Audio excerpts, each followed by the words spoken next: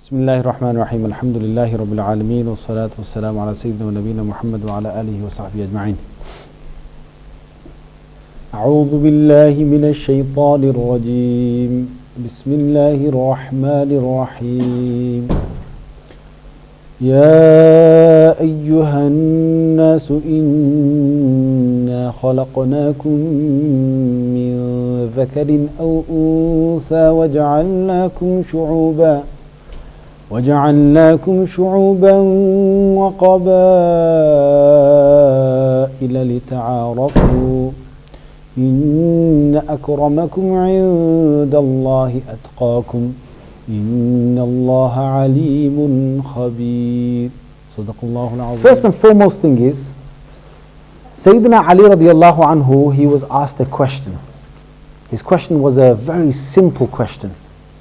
And Sayyidina Ali gave 8 words to this answer. How many words? 8 words. But in these 8 words, he covered the whole of what I might cover with you in 1 or 2 or 3 nights. Subhanallah. Allah gave Sayyidina Ali balagha. He gave fasah and balagha. Sayyidina Ali, he could say a few things and it had so much rich meaning to it. So what did he ask him? The question was simple. The question was, what is marriage? What is marriage? What is it all about? Sayyidina Ali radiallahu anhu said first, he said, marriage is sururu shahrin. And he said, what's after that? Sayyidina Ali said, ghumumu dahrin. What's after that? He said, kusuru dhahrin. What's after that? He said, nuzulu qabrin. That's it. 8 words. 4 couplets, 8 words, summed the whole thing up. Subhanallah, what a job he did. Number 1, his answer was sururu shahrin. What is marriage? Sayyidina Ali said, it is a month's worth of happiness. You guys thinking, month, 1 month, 30 days. 1 month worth of happiness. It didn't literally mean a month worth of happiness. It meant, basically the beginning, 1 month, 2 months, 3 months, whatever, you got your wife saying, darling, what should I cook you? Parathas on the table, even for breakfast, right? And everything is running like clockwork, everything. That's when the golden days are. And guys, when you get married, and girls, when you get married, enjoy it. Because there's a time when that's not going to be there anymore. You're going to be ending up with your cornflakes on your breakfast table. End up with your little crunchy nut and the rest of it. And even if you want breakfast, she'll probably be snoring and telling you, to go and get it yourself. But it doesn't matter. It doesn't matter. Sayyidina Ali radiallahu anhu said, he said, sururu shahrin, then he said, ghumumu dahrin. The next thing he said was, so let's pass it forward. The next thing he said was, ghumumu dahrin. He said, it's the whole lifetime worth of what? I don't want to use the word distress, but I'll use the word responsibility. It's a lifetime's worth of responsibility. And then Sayyidina Ali was asked, what's after that? He said, well, your back gets bent. Kusuru dhahrin. He said, what's after that? He said, nuzulu qabrin, time to go to the grave. Now you might think, what? I'm not getting married. 1 month after that, I get so much pressure that I get back bent and I go in the grave. Is that it? Now subhanAllah, Sayyidina Ali said a beautiful thing.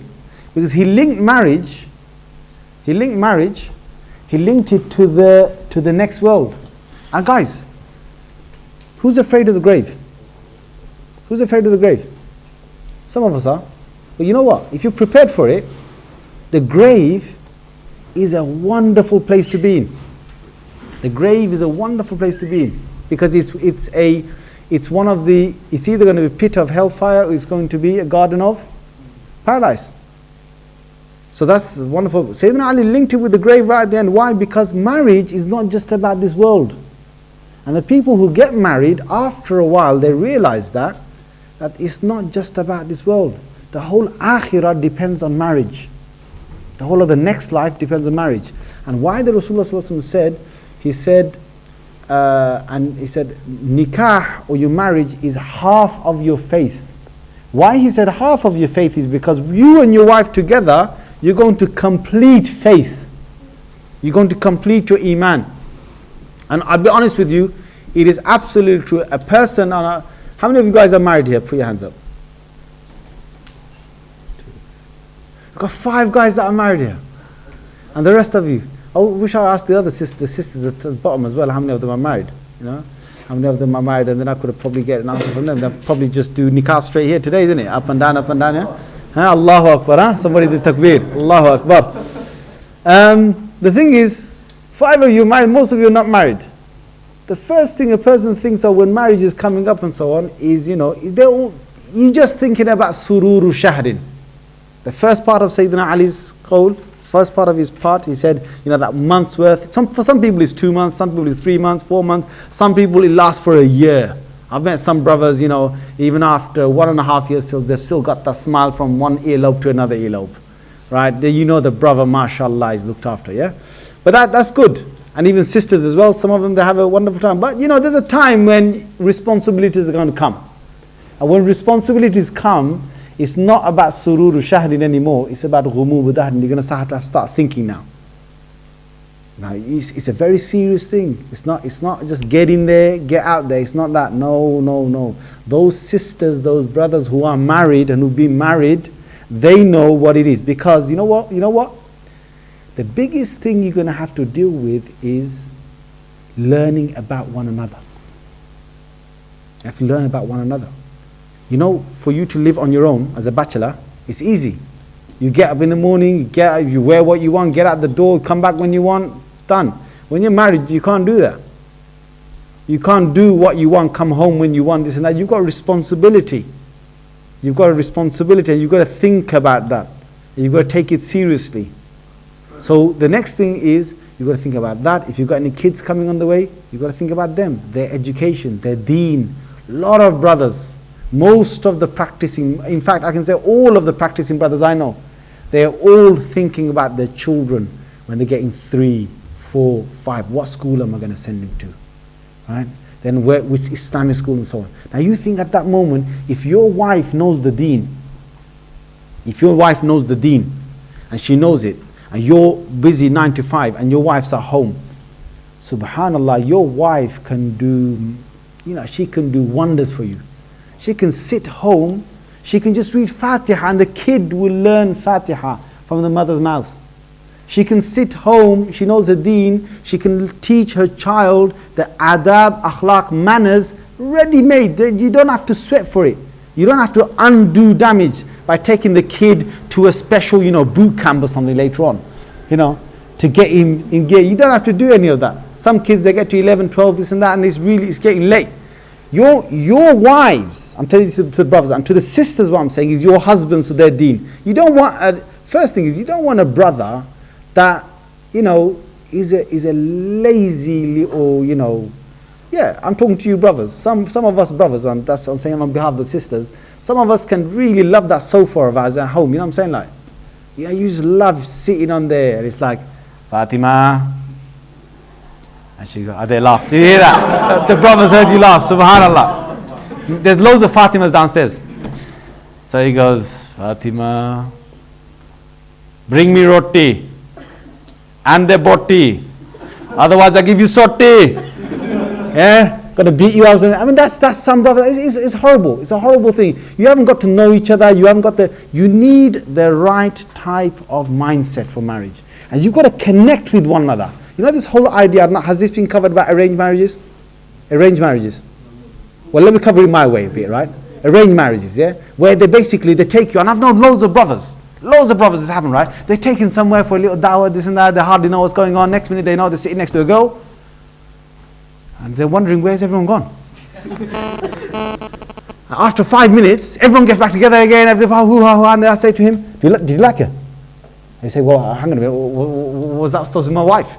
Am I supposed to marry her? They haven't even said salam, they haven't even opened their mouths with one another, and just one little glance or something, and on the looks of the face they're supposed to get married. My God, I'll be honest with you, right?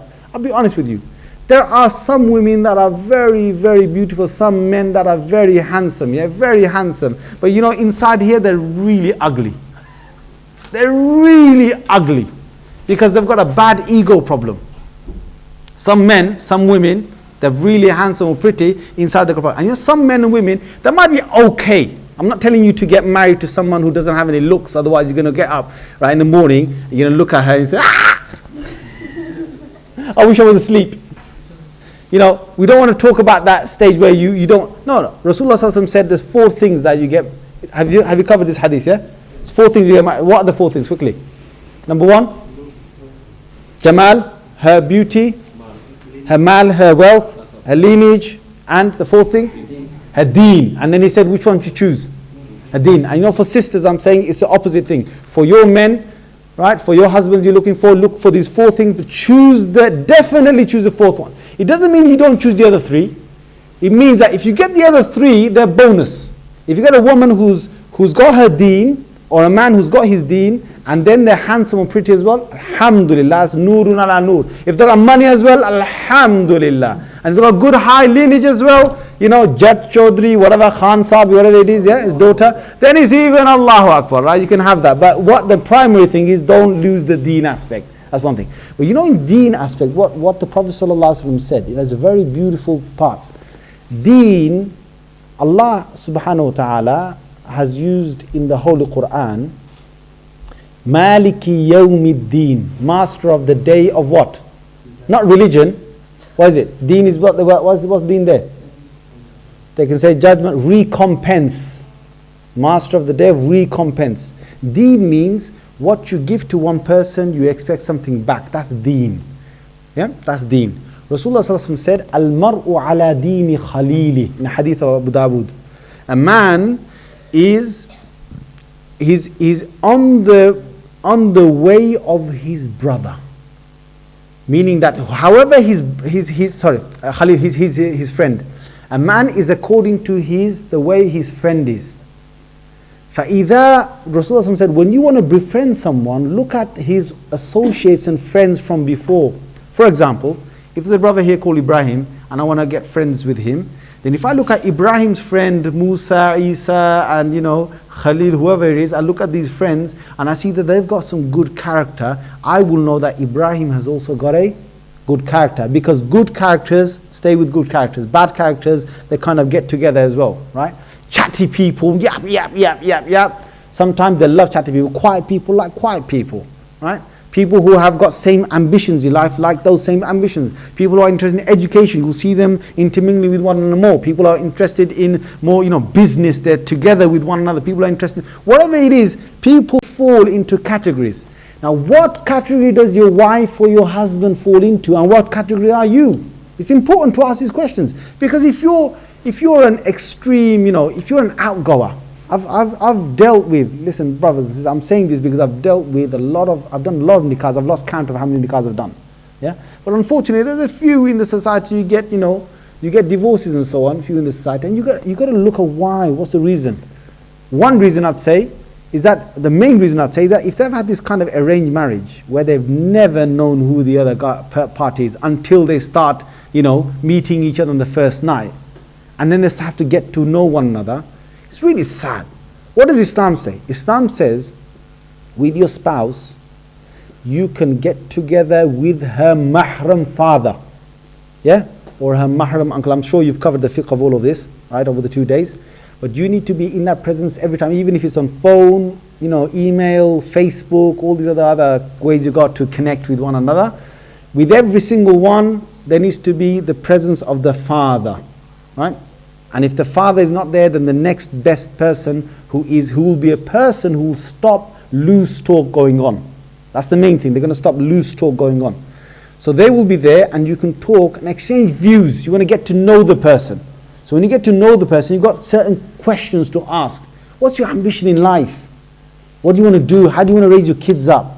Right? For example, I know one brother, one sister, she didn't want to send her kids to madrasa. They had an arranged marriage. He wanted to send his kids to madrasa. They got married, 1 year later there was a divorce. Because they just didn't get the chance before marriage to ask these questions. Right? I know another brother, another sister, you could keep her 24 hours on the bus, train, car, outside, whatever, but she wasn't a kitchen woman. And he didn't want someone to cook and clean for him all the time, but he needed someone to stay home, a bit. After a couple of years, there was a divorce. Because there's a certain extent you're going to go to try and make compromise. So what I'm saying is there's some crucial questions, and those questions you're going to have to answer. I don't know what all of your ambitions are, but the very crucial thing is to find out what the ambitions are, what the characteristic is. As Rasulullah sallallahu alaihi wasallam said in the hadith, Al-maru ala din khalili, a man is according to his character of his best friend or his friend. Your character is very important to find out whether my character gets on with her character or her character gets on with my character. It's really important.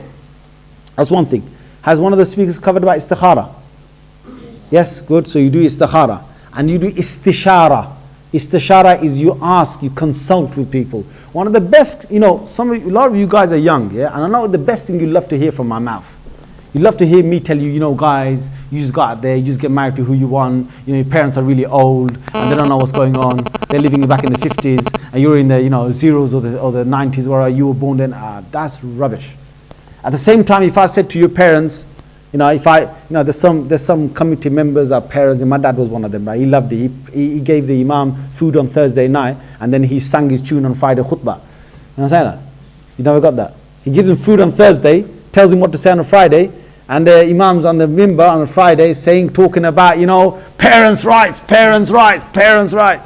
And for all those years I sat there, I thought to myself, scratched my head, and I said, where's children's rights? Do we have any rights? Right?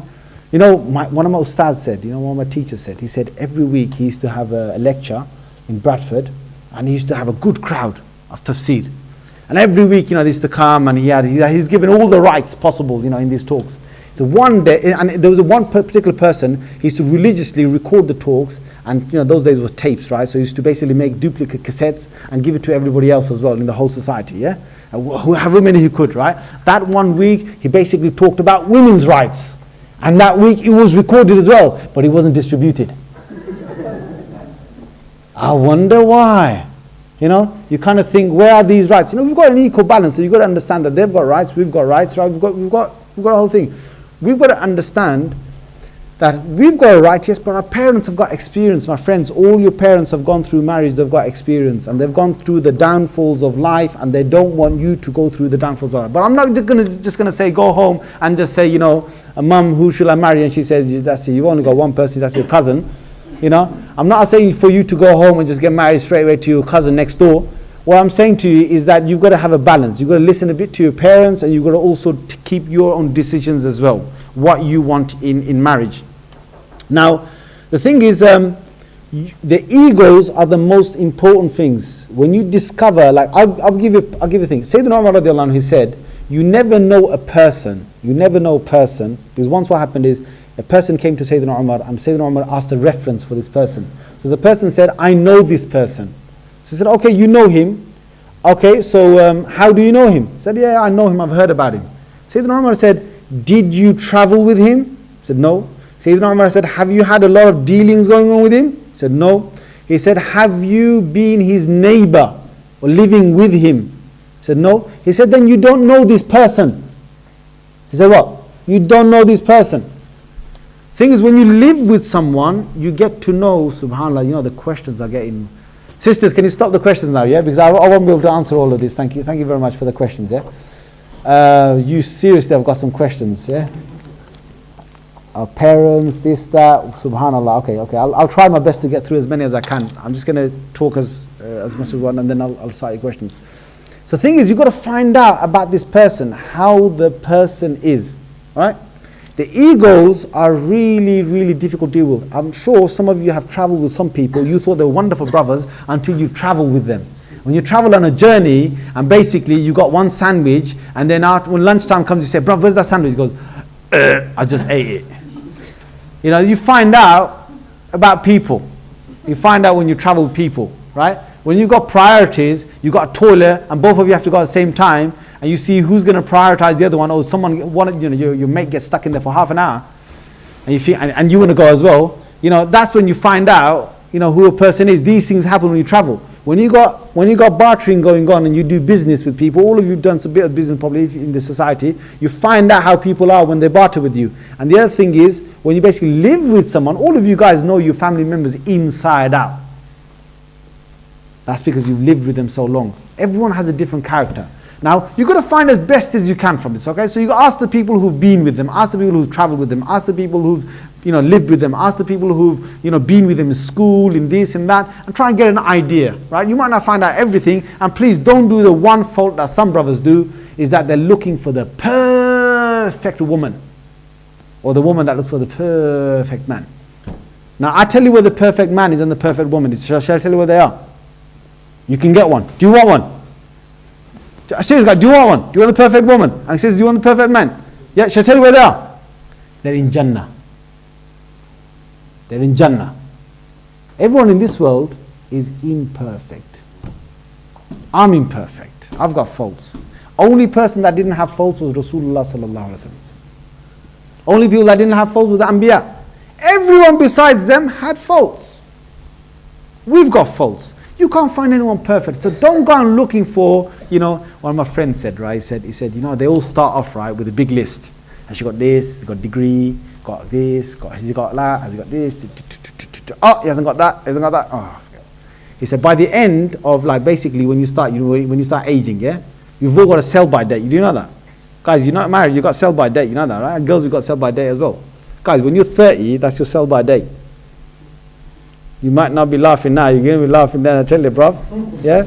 You reach 30 and you're not married, women are going to be very picky about you, and sisters, your sell-by date is a bit lower than that. So you better get married by then. But you know what the brother said to me? He said by the time they're coming near their sell-by date, yeah? They basically just say, oh yeah, has she got 2 eyes and 2 legs? Yeah, she's fine, she's fine. Yeah, she's ready to... So, you're going to start dropping things out the thing, right? So, try and balance it, right? Don't be so strict that you want to get everything. She's got to cook for you. This brother I met the other day, right? He's got to have his food particularly cooked. I said, listen, my man, your mother couldn't probably cook before she was married. It's a fact, isn't it? She couldn't cook like the way she's cooking. It's experience. Your mom couldn't teach her. Don't put that as a criteria on the thing that she's going to cook for me like the way my mom cooks for me. My God, you're causing a fitna already. What do you expect the sister to be? Qualified in 5-star catering? She might as well get a job in a restaurant, and not be with you. And a brother, and if there's some parents here, please, here or downstairs, don't make it that he's got to have a job, he's got to have a degree, MA, BA, everything, total fix, and he's got to have an investment in flat, and after that, maybe, then we consider his cousin for him. But maybe you consider. Now the guy's going to basically be 28, 29 by the time he's even started. Most people got bank loans that they've got. Most people have got these loans, haven't they? Yeah? Student loans. By the time they pay that off, the guy's penniless, man. Some brother comes to me, right, and says to me, this was some years back, he says to me, bruv, listen, man, I want to get married to this girl, yeah? And they're saying to me, the mahar, the dowry is £20,000. 20,000. You think that's funny? I was in one wedding. I went there. There was one father here and the father-in-law here, right? So I'm in the middle, and we're in the middle of the nikah. I said, how much is the mahar? 5,000. I said, no. How much is the nikah to him? He goes, 50,000. 50,000. How many did he say? 5,000. How many did he say? 50,000. 55. I could have been it. I know there's only 1 0, but there's a big difference here. Right, they had to stop the function, go on in another room, have the little ramblings, right? Then they agreed on £20,000. Allahu Akbar, you guys are thinking, my God, I'm never going to get married. I'll tell you a trick, yeah? I said to the brother, he said to me, how can I get married? He's got £20,000 married. I said, it's easy. I said, when you get married, just put it, yeah, agree with everything right now, £20,000 everything. When you get married with her, right, after that, and make sure this is in your nice hunky-dory days, yeah? When everything's going nice and well, and you're married to her, just say to her, as a good gesture of will, say, look, sister, you're my wife now, yeah? Me, penniless, yeah? Got no money, yeah? Then say to her, look, sister, please, accept something humble from me as the mahar, knock off what you can, yeah? Is like, for instance, if you can afford £500, just say, look, £500, is £1,000 going to be okay with you? And if she says with her tongue, this is in the Quran, Surah An-Nisa, beginning of Wal Muhsanat, yeah, the 5th juz, you'll find it there. فَإِذَا تَرَاضَيْتُم مِّن بَعْدِ. Allah said that if you are happy with whatever you agree with your mahar after marriage, that's fine, yeah. Say, sister, you want this one? Please, sister. And if she agrees with you, alhamdulillah, £19,000 knocked off, brothers. I said, deal's done. Yeah, or the sister, alhamdulillah, jazakillahu khairan, if you do that for your brother, you made his life easy, your life easy as well. But obviously, don't go to the extreme of, taking the mahar down and then not treating people properly. No. You will obviously have to always look after your wife. Like, for instance, between me and my wife, with money issues, this and that. There's never an issue, alhamdulillah. Whenever she needs money, she's got money. Whenever she needs a car, she's got her car. She's got a car, I got my car. Whenever she wants to go out, she can go out. You might think, Maulvi Sahib, what are you doing, man? You can't trust them, man. Maulvi Sahib, you're giving a bad example here, yeah? I'm not giving you a bad example. I'll give you a parable, yeah? I was in 2 madrasas. Dewsbury 4 years, and Nottingham I was there for 4 years. In Dewsbury, the rule was you do not leave this madrasa for 3 months. Samajh gaye bhai, jana nahi hai. You wrote a little letter, can I go home? They went, ripped it up, rejected. So what do people do? They make the unholiest reasons to get home. Everyone's dying to get out. Whatever reason they can, like uncle's coming, whatever, chachas flying out, Granny Smith lost a cat or something. Whatever they can get home. Then I came to Nottingham, and the rule there was, you go home any weekend you want. First few weekends, man, the brothers were going up and down London and Birmingham, wherever. After a bit, what do? You think, I can go any weekend I want. No one was leaving. The madrasa was full, packed on a weekend. The philosophy behind it is that if somebody traps you in a place, you want to get out of it. If somebody just says to you, you're free to go whenever you want, you make it your home. My wife, I told her from day number 1, you want to visit your parents, you visit them as many times as you want. None of this Bengali business. I'm a Bengali, right? You know what the Bengalis do? They have this thing called Nayori. Nayori. I see the sisters are Bengalis downstairs. They're laughing. What Nayori is that basically it's a very official way to leave the home. And she's going to leave only after like 6 months. And even then, she's got to slowly bring it up with the mother-in-law and the father-in-law. And then they've all got to sit down and say, already you want to go? Already? Only 6 months? Oh. And then they give her 2 weeks only. And she's got to be back by those 2 weeks. It's custom, right? They do this. My God, I tell you, right, these sisters are crying out there. And you know what the thing is? You know what the solution to this is? If they told the daughter-in-laws, you can go as frequently as you want. I'll be honest with you, after a little while, they wouldn't want to go that frequently. My wife hardly ever goes and sleeps in her parents' house, and her parents' house is only 10 minutes drive from my house. Never sleeps there. Why? Because my house is her home, and she knows that she can go anytime she wants. Give freedom, but give it obviously with taqwa. It's not like she's going out, doing something that she shouldn't do. No, none of that. She's got a hijab on, whatever. She knows where to go. She'll inform me. She'll tell me when she's coming, this and that. She'll say, out of respect, she'll tell me. There's none of these kind of, I tell you so. Bukhari, hadith number this, my right. Turn back, come inside. Right, where's Muslim? Where's my rights? It's none of this business, man. Come on, you can't do that. You can't live together like that. And there are some brothers, subhanAllah, so one guy, he was basically, she stopped giving him his right. It's a sad one. She stopped giving him his right in the night time. So what he used to have the Bukhari next to him, right, with a page mark. He used to get out. Rasulullah sallallahu alaihi wasallam said, husband has this right that if I told the husband to even bow down to his wife, then she has to bow down to his wife, right? What's the point? You're going to start, if you're going to make life difficult, then your life's going to become difficult. You got to take it easy, there's a balance. At the same time, I'm not saying let them go out wherever they want, shopping, and whichever shopping market they want. No, it's darura. Whatever is necessary, let them go. You go as well for your necessity. Alhamdulillah, there's a good understanding, between yourselves. You have trust, you've got the whole marriage house completely fine. Trust is the main thing. I'll tell you with trust as well is that I know some of you brothers, thinking, first wife, then second wife, then third wife, and fourth. Listen, man, let me just be honest with you, right? I don't know if had this come up. Polygamy hasn't come up. Right, sisters are gonna love this one, man, and brothers are gonna love you as well, inshallah. But one thing is, I told the person the other day, I said, you want to go back home, and you want to get, a few wives, you'll find them. I said, but when a woman has got a red British passport, yeah, she's wahdaha la sharika laha. She's alone and she's got no one else with her. The brother's crying already. Astaghfirullah, sorry brother.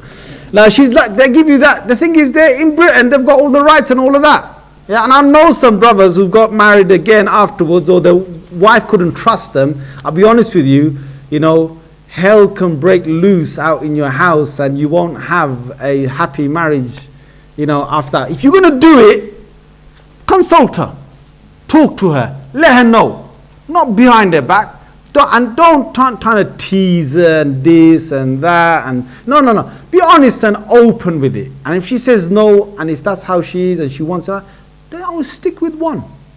Stick with one. You're going to think, stick with one. I tell you, Rasulullah Sallallahu Alaihi Wasallam said what? He said in that hadith, he said, oh young people, get married. And if you can't get married, what did he tell us to do? Fast, yeah? A form of ibadah. If you do a lot of ibadah, it has a very good control on that thing between the thighs. Hope you understand. Ibadah, fasting, dhikr with Allah. If any brothers thinking, oh my God, red passport, oh my God, only one marriage, oh my God, I have to wait for another 50 years till I get my 72 in Jannah. If any brothers are thinking like that, well, you do ibadah a lot more and you will find that your whole thing, everything will be controlled. Right?